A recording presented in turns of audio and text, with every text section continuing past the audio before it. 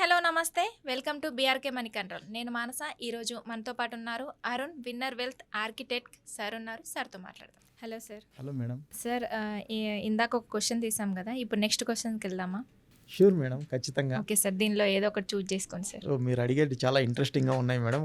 First thing I hope that yes sir, ఇప్పుడు present ఉన్న సిచ్యువేషన్లో మనం మ్యూచువల్ ఫండ్లో ఇన్వెస్ట్మెంట్ ఇంక్రిమెంట్ అనేది కరెక్ట్ టైమే అంటారా సార్?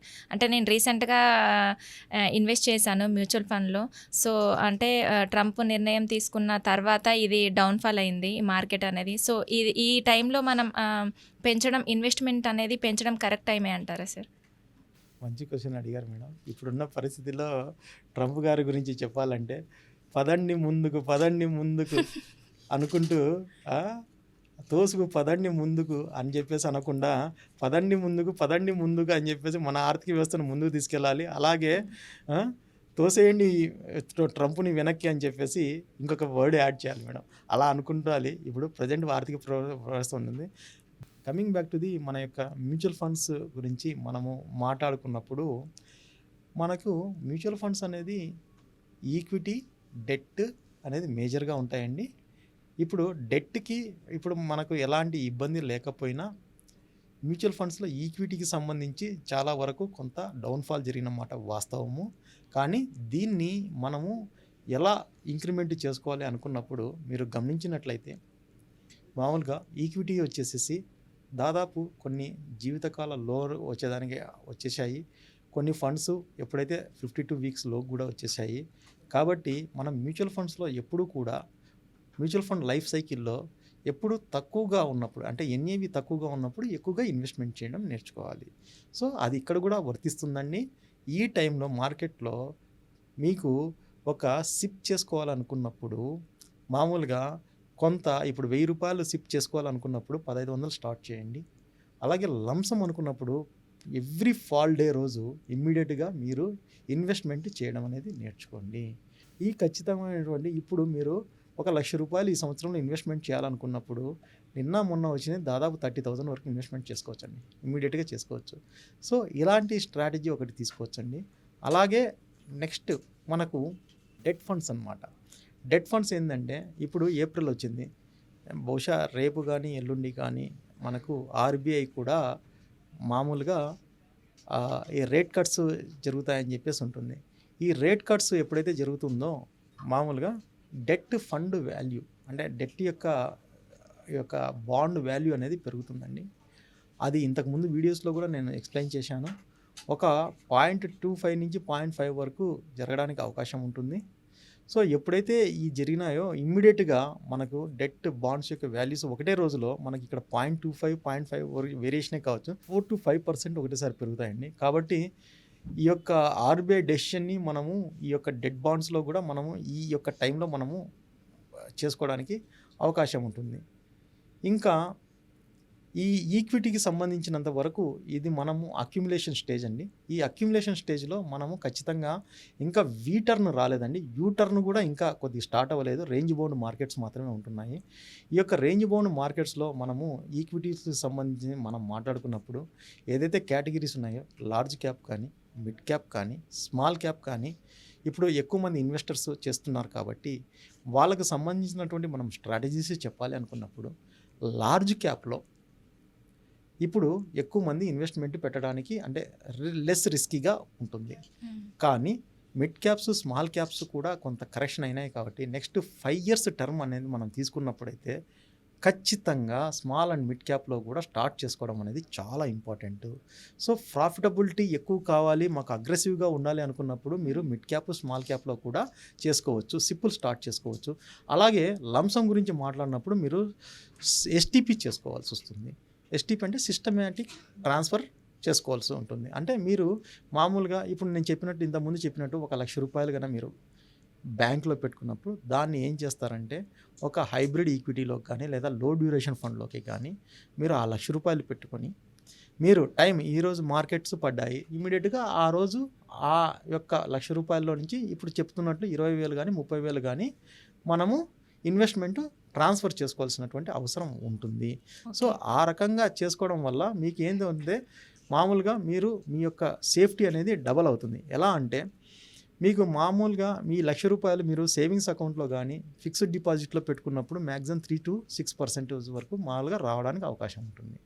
అదే మీరు మామూలుగా లో డ్యూరేషన్‌లో ఫండ్‌లో పెట్టుకున్నప్పుడు దీనికి అడిషనల్‌గా 2% అంటే 8% వరకు మీకు సేఫ్టీగా మీ అమౌంట్ ఉంటూ, మీరు తగ్గినప్పుడు ఆ అమౌంట్‌ని మామూలుగా మీరు మంచి ఫండ్స్‌లోకి ట్రాన్స్‌ఫర్ చేసుకోవడం ద్వారా మీ యొక్క ప్రాఫిటబిలిటీ పర్సెంటేజ్ ఆ ఇయర్‌లో వచ్చేసి ఇప్పుడు 8% నుంచి 10%, 12% అట్లా మీరు సేఫ్టీగా మీరు ముందుకు తీసుకెళ్ళడానికి అవకాశం ఉంటుంది.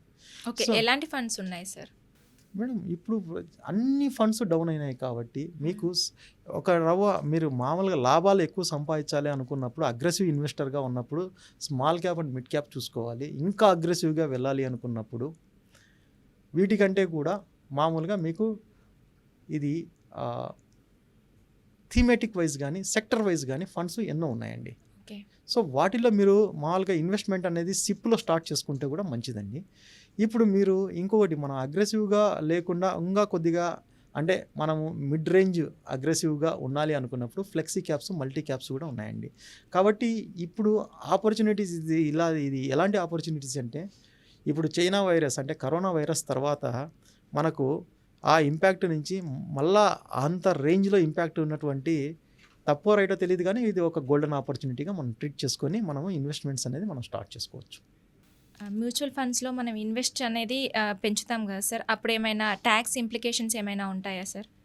మేడం ఇది జనరల్గా అంటే బడ్జెట్ అప్పుడే ఈ యొక్క టాపిక్ గురించి ఎక్కువగా డిస్కస్ చేయడం జరిగింది. మళ్ళీ నేను రిపీట్ చేస్తున్నాను. ఇప్పుడు ఈ సంవత్సరం నుంచి మనకు ఈ యొక్క ఏప్రిల్ 1 నుంచి కూడా మనకు ఎలాంటిదంటే మ్యూచువల్ ఫండ్స్లో there are two kind of taxes అండి. ఫస్ట్ థింగ్ వచ్చేసి short term capital gain tax, తర్వాత long term capital gain tax అంటారు.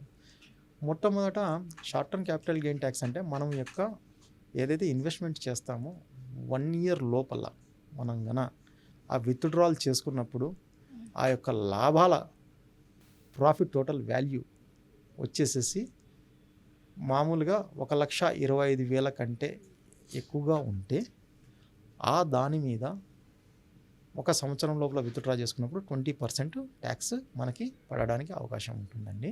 దీన్ని ఒక చిన్న ఎగ్జాంపుల్ ద్వారా నేను చెప్పదలుచుకున్నాను. ఇప్పుడు మీరు ఓ 10 లక్షల రూపాయలు ఇన్వెస్ట్ చేశారు. ఈరోజు అంటే శ్రీరామనవమి రోజు అంటే ఏప్రిల్ 6, 2025లో మీరు ఒక ఇన్వెస్ట్ చేశారు. సపోజ్ అంటే అది మరుసటి రోజే అవుతుందండి, ఏప్రిల్ 7 అవుతుంది. సో మీరు ఏప్రిల్ 7, 2025లో మీరు ఒక 10 లక్షల రూపాయలు ఇన్వెస్ట్ చేశారు.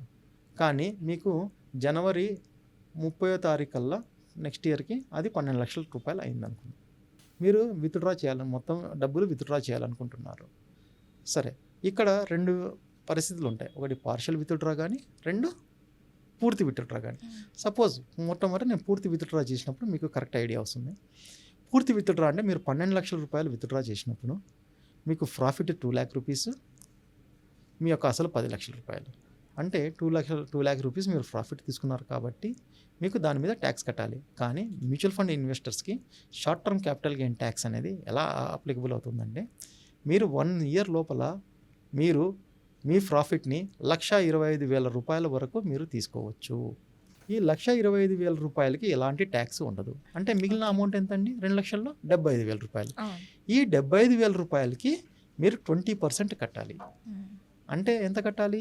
దాదాపు 15,000 రూపాయలు మీరు కట్టాలి. సో ఇది ట్యాక్సేషన్ అనమాట. ఓవరాల్గా చూసుకుంటున్నప్పుడు మీకు ఎంత పడుతుందండి ట్యాక్సేషన్? 15,000 రూపాయలు అన్నప్పుడు 1.5% పడినట్టు అవుతుంది. సో ఇది short term capital gain tax అండి. అలాగే long term capital gain tax వచ్చింది.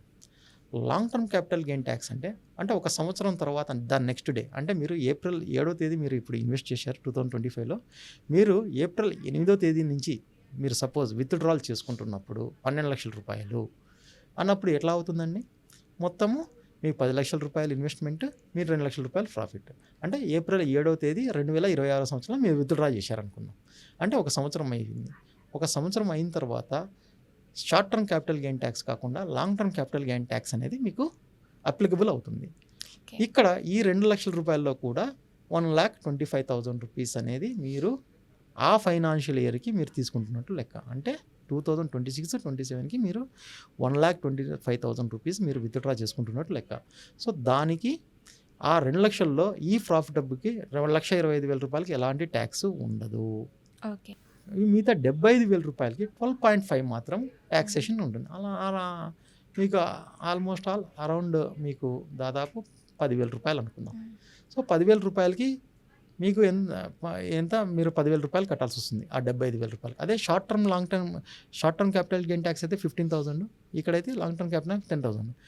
ప్రొవైడెడ్ ఏంటంటే మీరు ఆ సంవత్సరము ఫైనాన్షియల్ అసెట్స్ ద్వారా మ్యాక్సిమం ప్రాఫిట్ 1,25,000 అనేది మీరు మ్యూచువల్ ఫండ్స్ ద్వారా తీసుకున్నట్లు మీరు అది ఖచ్చితంగా దాని ద్వారా మాత్రమే తీసుకున్నట్టు మీరు ప్రొవైడ్ చేయగలగాలి. సో కాబట్టి మీకు long term capital gain tax అన్నప్పుడు మీకు తక్కువ అవుతుంది, short term capital gain tax అన్నప్పుడు కొంత ఎక్కువ అవుతుంది. అలాగే ఈ 2 సినారియోస్లో కూడా short term capital gain tax మీరు మామూలుగా పార్షియల్గా విత్డ్రాల్ చేసుకుంటున్నారు అనుకున్నాం.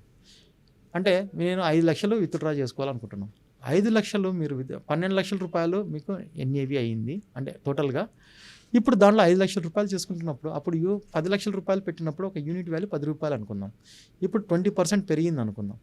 అంటే మీకు 20% పెరిగింది అంటే యూనిట్ వాల్యూ 20% పెరిగింది. 5 లక్షల రూపాయలు మీరు విత్డ్రా చేసుకుంటున్నప్పుడు ఏమవుతుందంటే 5 లక్షల రూపాయల్లో మీ యొక్క ప్రిన్సిపల్ యొక్క ఎన్ఏవి ఎంత, మామూలుగా లాభం వచ్చినటువంటి ఎన్ఏవి ఎంత, ఆ డిఫరెన్స్ వచ్చేసి 1,25,000 కంటే ఎక్కువ ఉంటేనే మీకు ట్యాక్సేషన్ అవుతుంది, లేదంటే ఉండదు.